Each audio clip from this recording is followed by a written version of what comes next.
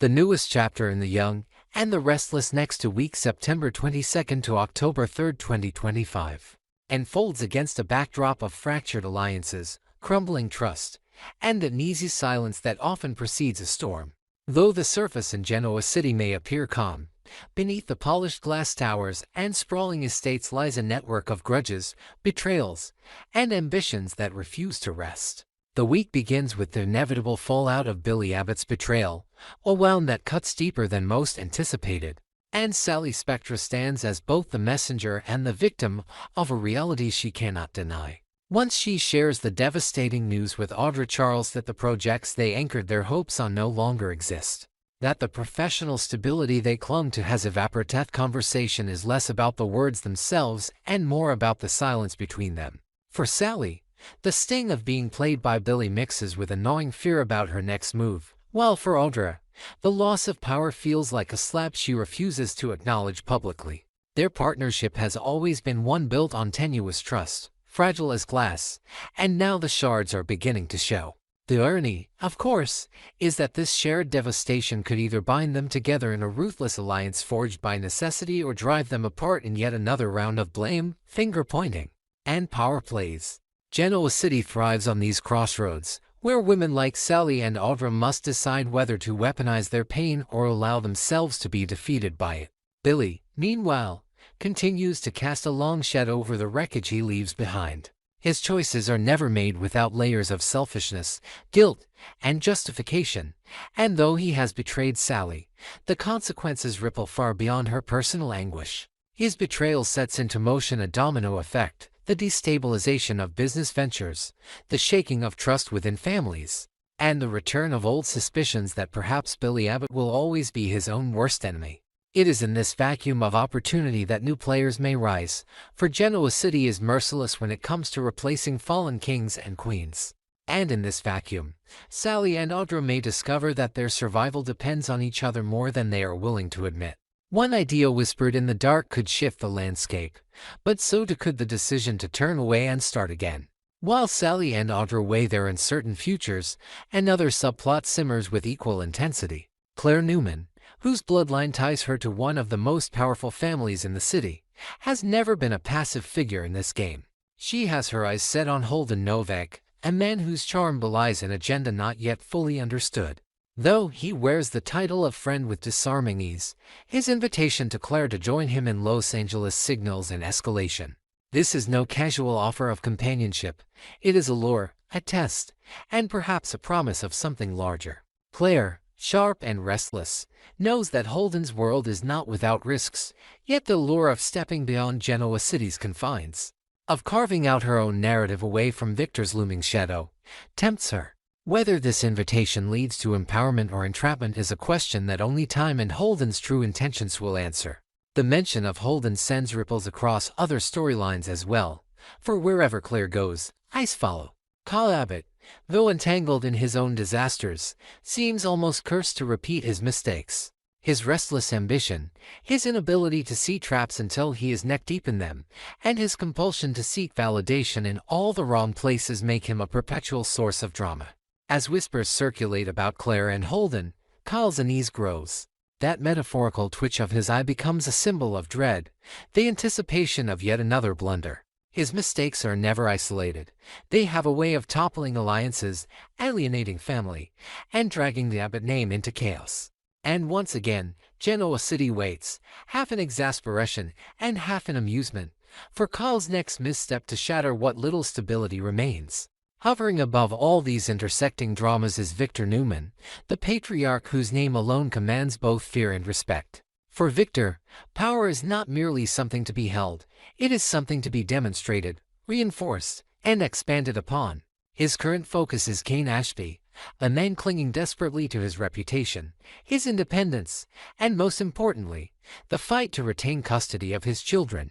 Victor has identified Kane's vulnerability and, like a predator circling wounded prey, is pressing for a deal that would solidify his control.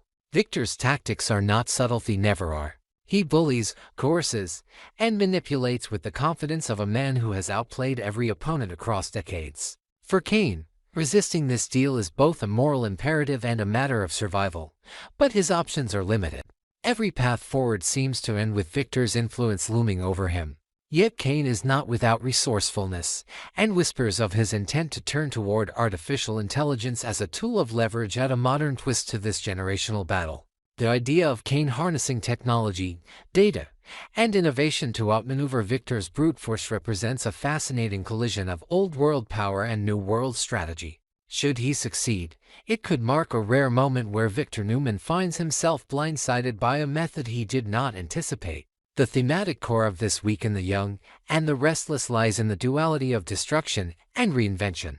Billy's betrayal destroys Sally's stability, yet it may force her to reinvent herself in ways more formidable than before. Audra's fall from grace threatens her control, but it could lead her into a partnership that reshapes Genoa City's power dynamics. Claire's decision to follow Holden or not represents the eternal struggle between family loyalty and personal freedom. Kyle, with his inevitable missteps, symbolizes the inability of certain figures to learn from history, thus repeating cycles of downfall. And Victor, unyielding and cunning, faces the possibility that his old tactics may finally be met with a weapon he cannot fully control.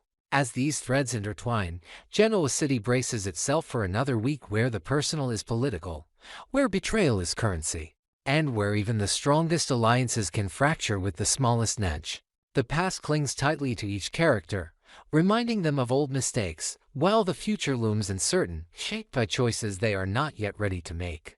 The city itself becomes a character restless and forgiving, and always demanding that those who walk its streets prove their worth anew.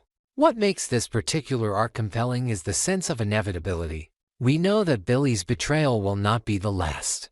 We sense that Sally and Audra's fragile alliance is one spark away from either igniting or imploding. We feel that Holden's invitation is not merely about Los Angeles, but about temptation, autonomy, and the risk of stepping into the unknown. And we understand that Victor's machinations will continue, that Kane's fight will grow desperate, and that somewhere in the midst of it all, Kyle will falter again. The viewers are not just watching events unfold, they are anticipating them, bracing for the moment when tension explodes into chaos, when decisions become irreversible, and when the characters they love or loathe are forced to confront the truths they have avoided. By the week's end, nothing may appear drastically different on the surface. Corporate offices will remain, mansions will stand, and families will convene around polished dining tables, but underneath, the tectonic plates of Genoa City will have shifted. Trust will erode, suspicions will deepen, and opportunities for vengeance will multiply. It is the genius of the young and the restless to take moments of personal failure, like Billy's betrayal, and expand them into narratives that touch every corner of its world. What begins as a private devastation becomes a public spectacle, and what seems like a minor invitation to Los Angeles becomes a pivot point for a character's destiny. The show thrives on this tension, on reminding us that in Genoa City, no choice is ever small, no betrayal is ever forgotten, and no alliance is ever permanent.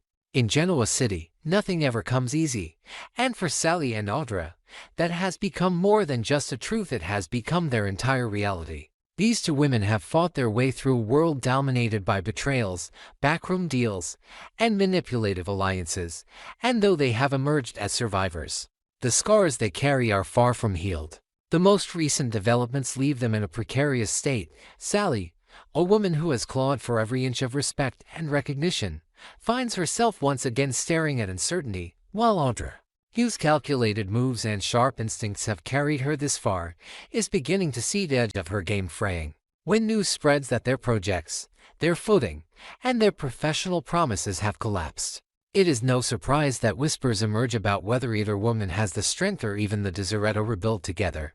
Sally's track record suggests that her story is one of persistence, of never letting setbacks define her final chapter, but the weight of always having to start over takes its toll. For Audra, the danger is more immediate, the sense that her very place on the canvas is slipping, that she could be written out of both the corporate world she covets and the narrative that defines her. Viewers sense this tension as writers deliberately place the two at a crossroads, forcing the question of whether they will remain allies in survival or fracture, leaving Audra adrift. For Sally, the prospect of continuing to fight is almost instinctual. She has lived her life as an underdog, perpetually underestimated, frequently manipulated, and yet always finding a way to turn rubble into opportunity. Her resilience has become her brand, but it is also her burden. This endless cycle of clawing her way up only to be dragged back down leaves audiences both rooting for her and wondering when she will finally be given the chance to thrive, without destruction lurking around the corner. If she chooses to part ways with Audra, it will not be out of spite but out of pragmatism. Lee knows better than most that not every alliance is worth salvaging. For Audra, however, the stakes are existential. The narrative hints at a possible exit, her character dangling at the edge of relevance, with one wrong step potentially sealing her fate. Should she lose her professional standing and Sally's reluctant support, the writing may indeed be on the wall. As these two wrestle with their uncertain futures, the show cleverly balances the despair with a lighter, though no less complicated, subplot involving Claire. After endless stretches of tension, intrigue, and family drama, Claire is given a rare opportunity for reprieve, a chance to travel to Los Angeles with Holden. To most, this might look like a casual escape, or breath of fresh air away from the chaos of Genoa City, but nothing in this world is ever that simple. Holden's invitation is not the gesture of a mere friend. The undertones are clear, his intentions hovering between genuine interest and a calculated move, and Claire is sharp enough to recognize the implications.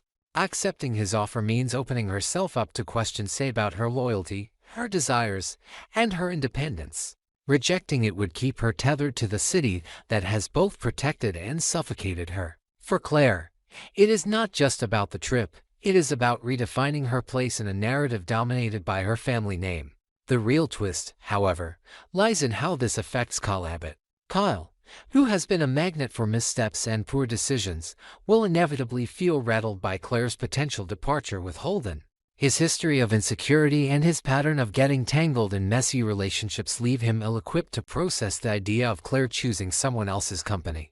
To viewers, it is predictable that Kyle will spiral into confusion and jealousy, setting himself up for yet another round of regrettable choices.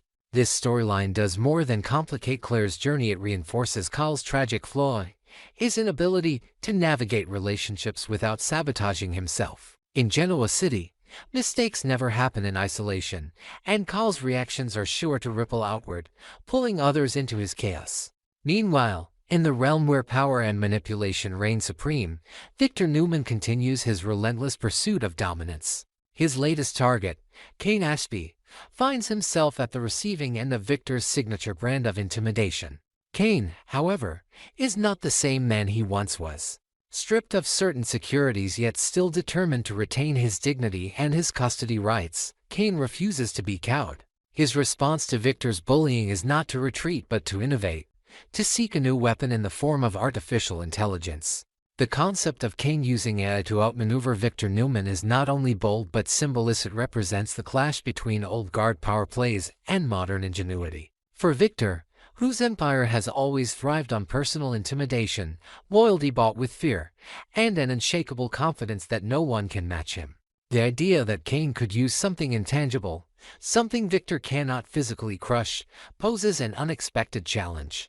The drama intensifies further with Michael Baldwin stepping into the fray. Michael has long been one of Genoa City's most complex figures, navigating the razor's edge between his role as a lawyer bound by ethics and his survival as a man deeply embedded in the city's most ruthless games.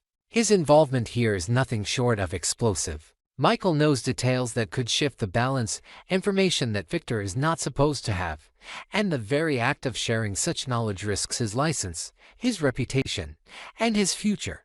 Yet Michael has always danced with fire, and this situation is no exception.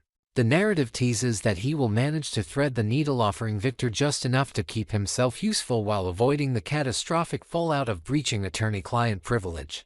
The tension lies in watching whether Michael can truly walk away unscathed, or whether this balancing act will finally cause him to fall. The writers cleverly set up the expectation that Victor will, as always, emerge victorious.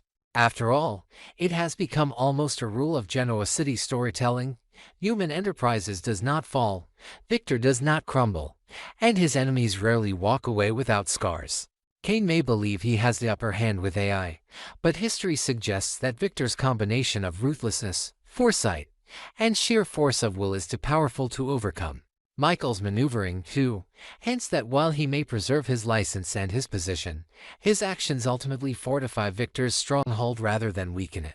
For Kane, this likely spells doom. His fight to protect his children, to assert his independence, and to resist Victor's control may end not with triumph but with capitulation, marking another in a long line of challengers who thought they could topple the Newman Empire only to be crushed under its weight. And yet, it is precisely this inevitability that makes the story so captivating. Viewers know the odds, they know Victor's track record, and still they watch, hoping for the impossible.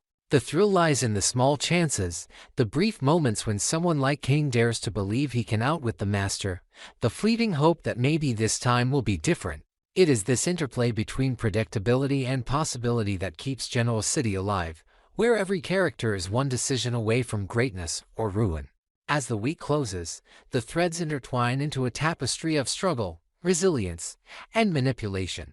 Sally and Audra stand on the edge of reinvention or collapse, their partnership hanging in the balance. Claire contemplates the lure of freedom in Los Angeles, even as Holden's motives remain unclear and Kyle's jealousy brews beneath the surface. Kane, emboldened by technology, pushes back against Victor, only to face the crushing inevitability of Newman dominance, with Michael Baldwin's careful intervention serving as the deciding factor. Through it all, the central question remains not whether Victor will win, but at what cost, and how many more will fall in his quest to remain untouchable.